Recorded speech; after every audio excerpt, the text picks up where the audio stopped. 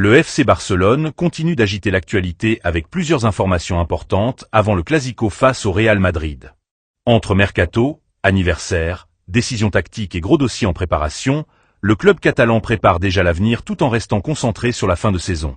On commence avec Joan Garcia. Le gardien espagnol fête aujourd'hui ses 25 ans. Une journée spéciale pour un joueur qui continue de progresser et qui réalise une belle saison du côté du FC Barcelone. Les supporters lui ont déjà adressé de nombreux messages sur les réseaux sociaux. Autre information importante avant le Clasico, Rafinha ne devrait pas débuter la rencontre contre le Real Madrid. Le Brésilien devrait commencer sur le banc et entrer en seconde période. Une décision probablement liée à la gestion physique du joueur, mais aussi au plan tactique de Hansi Flick pour ce match très attendu. Pendant ce temps, le Barça avance aussi sur le mercato avec une information importante concernant Hamza Abdelkarim. Le club catalan va lever l'option d'achat du jeune joueur en provenance d'Al Ahly. Le transfert est estimé à 1,5 million d'euros avec plusieurs bonus qui pourraient faire monter le montant jusqu'à 5 millions d'euros selon ses performances et une éventuelle apparition avec l'équipe première. Le plan du Barça serait d'abord de faire évoluer Hamza Abdelkarim avec l'équipe réserve afin de l'évaluer avant une possible intégration dans le groupe professionnel. Al Ahly conservera également 15% sur une future revente du joueur.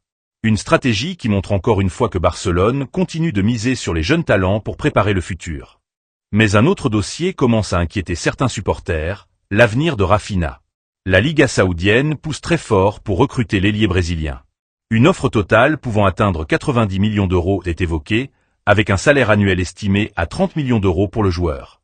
Le célèbre agent Pini Zahavi jouerait un rôle important dans les discussions. Malgré tout, la priorité de Rafinha reste le FC Barcelone. Le Brésilien se sent bien au club et souhaite continuer son aventure en Catalogne, même si l'aspect financier de l'offre saoudienne pourrait faire réfléchir. Du côté de la défense, Barcelone prépare aussi un énorme dossier. Le club va entamer des discussions officielles avec l'Inter Milan pour Alessandro Bastoni.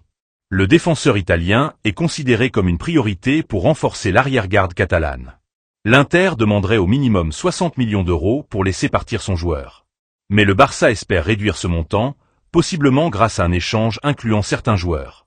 Bastoni plaît énormément pour sa qualité de relance, son intelligence défensive et son expérience au plus haut niveau. Toujours en défense, le Barça prépare également plusieurs solutions pour le poste d'arrière gauche. Si le dossier Joao Cancelo échoue définitivement, le nom de Sergio Henrique revient avec insistance. Le joueur de Monaco serait actuellement l'option la plus crédible pour concurrencer Alejandro Balde. Le prix du Brésilien est estimé autour de 15 millions d'euros, un montant beaucoup plus accessible pour les finances du club.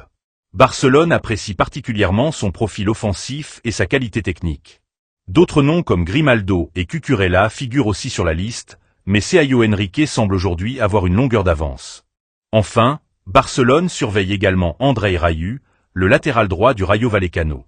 Le joueur intéresse particulièrement le club en cas de départ de Jules Koundé cet été. Sa clause libératoire est fixée à 25 millions d'euros. Un détail pourrait cependant aider le Barça dans ce dossier. Joan Laporta entretient de très bonnes relations avec le président du Rayo Vallecano, ce qui pourrait faciliter les négociations dans les prochaines semaines. Entre préparation du Clasico, mercato ambitieux et arrivée de nouveaux talents, le FC Barcelone continue donc de construire son futur. Les prochaines semaines s'annoncent très importantes pour le club catalan, aussi bien sur le terrain qu'en coulisses. Dites-moi maintenant en commentaire quel transfert vous aimeriez voir au Barça cet été et surtout, pensez-vous que Rafinha doit rester au club malgré l'énorme offre venue d'Arabie Saoudite ?